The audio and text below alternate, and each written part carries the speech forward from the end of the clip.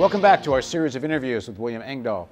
He joins us from Frankfurt, Germany. Mr. Engdahl is a political economist and author of A Century of War, Anglo-American Politics and the New World Order. He joins us from Frankfurt, Germany.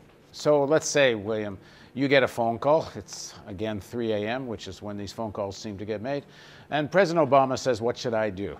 What's your proposal to him? Well, number one, I would immediately nationalize the banking system and stop this bailing out of Wall Street at the expense of taxpayers. Just nationalize the thing wholesale, put the thing under a Chapter 11 reorganization, a good bank, bad bank model, as I explained earlier in the Sweden Securum case. And once that's done, make sure credit goes to small and medium-sized businesses, to industry, and stop this outsourcing of manufacturing jobs that's been rampant in the U.S. economy through the Clinton years on into the Bush-Cheney years over the last 16 years, really, in the U.S., and began to invest in national infrastructure. We're talking about not a few tens of billions of dollars. We're talking about a $2.2 trillion national infrastructure deficit, according to the National Association of Engineers in the United States. And that deficit is basics in terms of highways, clean water supplies to our cities, electrical power grids, and so forth. And until we have that up into a state-of-the-art capacity, the American economy is really going to be dragging behind the rest of the world. China has built a state-of-the-art economy over the last 15 to 20 years. I've seen that at first hand, and it's quite impressive. The autobahns, the infrastructure, the road system is really the most modern, more modern than anything even in Europe. And you have, as well in Europe, as I mentioned earlier.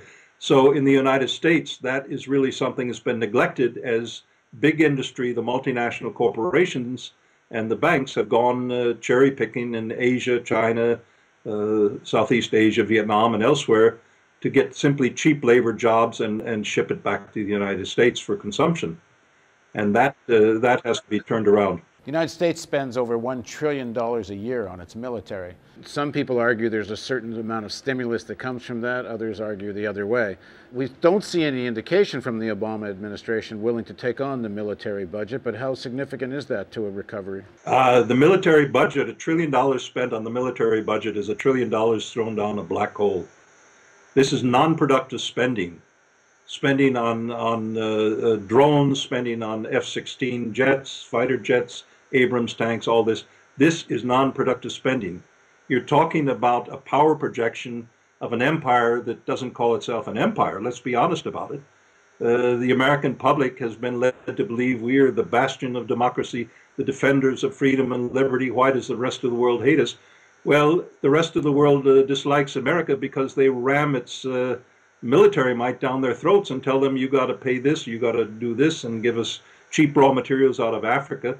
And that's been going on. Most of the American public is blissfully ignorant about this reality, but that's been going on for the good part of 35, 40 years now. This kind of military power projection is really something that ought to be converted into civilian production.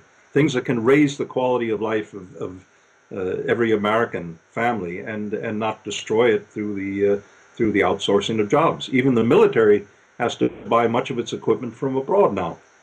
One of the arguments is that this massive infrastructure program that you're suggesting, and others, $1 trillion, $2 trillion, that how does one pay for that other than printing money? And then and if you say the taxpayers are going to pay for it eventually, then which taxpayers becomes a question, doesn't it? Yeah, well, this is why it's so important. $1 million spent on military equipment is not the same as $1 million spent on a new state-of-the-art highway system or high-speed rail system in the United States. $1 million, or let's say $1 billion, spent on a high-speed rail system infrastructure that makes economic sense, linking markets more efficiently, brings back, in terms of increased tax return of the companies that get built up along that infrastructure, something on the order of 10 to 1. So every dollar of taxpayer investment brings back over the long term, after the project is completed and in operation, it brings back $10 of tax return to the government. So that is really the secret of sensible infrastructure investment that few economists even today study. They're so imbued with econometrics and playing with numbers and computer formulations that they don't have an idea of real physical economy anymore. Political economy, I mean. William, there's a big debate about tax cuts, and tax cuts for whom? And do you cut taxes during this kind of crisis? And if so, does it have any effect? What's your view on this? Well, I think the entire tax cut debate is really a red herring. The tax cuts of the Bush administration go back to this Reagan era ideology, which is nothing but an American version of the Thatcher ideology in Britain back at the same time. And this idea of tax cuts and supply side economics and trickle down theory is really so much rubbish. I mean, there are only so many jobs that are created if you have Wall Street hedge fund traders making a $100 million bonus and they buy a Rolls Royce or a Jaguar or a Bentley. You know, how many jobs is that really creating? So I think that the tax cut thing is not the essential. I think the whole tax system in the U.S. needs a fundamental overhaul. You have to roll back these ridiculous Bush-era, Bush-Cheney tax cuts for the rich, and that's not just a Democratic slogan. That's de facto what they did. As they saw it, they rolled back the gains, the concessions that the very wealthy were forced to give during the Great Depression. And they saw a chance beginning in the late 70s to do that, and they have done that absolutely savagely over the last 20 years in the United States and Britain. And it's no accident those are the two economies that are now in the worst shape. So if one is going to judge real change from the Obama administration, the issue of the military budget and the issue of taxing the wealthy, are these litmus tests for you? Taxing the wealthy, I would put it in a different way. Raising the standard of living of the broad-based portion of the population, the 60% or so that should make up the middle class. And now most of that is being shifted into the poorer class of the economy simply because the economy is falling apart. And if Obama's economic policies begin to address that with a rising living standard from the middle 60 percentile and a reduction of the share of wealth held by the upper 5% that have clawed back so much of it in the last decade or so, that would be certainly a sensible beginning, but that's by no means. The main thing is we have to get back to the fundamentals of emphasizing engineering in our high schools and science in our high schools and universities. Most of the graduate students in American universities, I know this from direct experience over the last 20 years, come from either Asia or from Europe or from developing countries where they're hungry to learn. They're no longer Americans that are going to study engineering and science. And does the world need to get back on gold? Does there need to be a new global financial system or not? I think that's a more long-term question and a more complicated one. I think the world needs to first, I sense that we're coming in, whether we like it or not, we're coming into an era, barring a catastrophic war, and God forbid that we have one, we're coming into an era of multipolar regionalization of economic regions. And I think gold would be one way, for example, for China and Russia and some of the economies of the Shanghai Cooperation Organization in Central Asia to stabilize their trade relations. The same thing with some of the Middle East countries.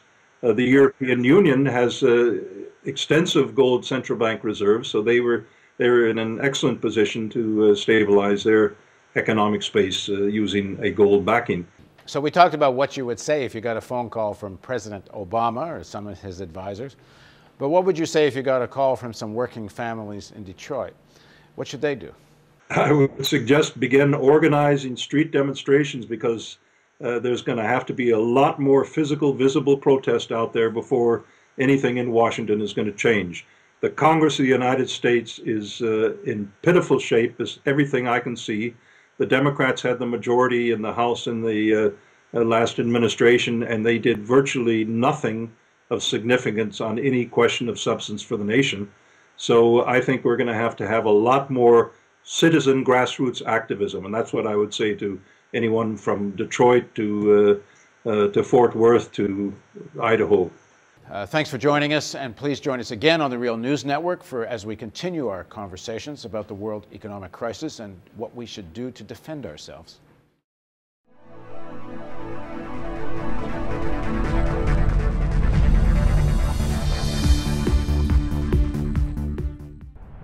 Donate today and receive a new documentary film available to members of the Real News Network.